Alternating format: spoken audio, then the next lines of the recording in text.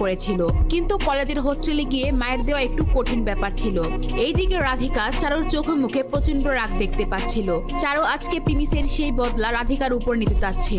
সে তার এক বন্ধুকে সেই নদীর কিনারায় আসার জন্য ফোনও করে দেয়। তোর সাথে প্রিমিসের সেই প্রেম চলতেছে তাই না?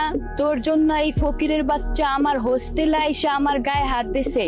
এই কলেজের কোনো পোলাপাইন আমার চোখের দিকে তাকায় কথা কয় না, আর তোর বয়ফ্রেন্ডের এত বড় সাহস, ও আমার গায়ে হাত দিছে।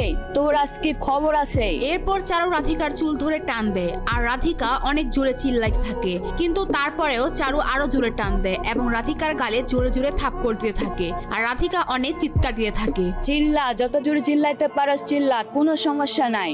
এই নদীর পাড়ে আইসা তোর বয়ফ্রেন্ড তোরে বাঁচাইতে আসবো না। তোর বয়ফ্রেন্ড তোর জন্য এত পাগলামি করছে, দেখি এখন কিভাবে বাঁচায় তোর বয়ফ্রেন্ড আমাদের হাত থেকে।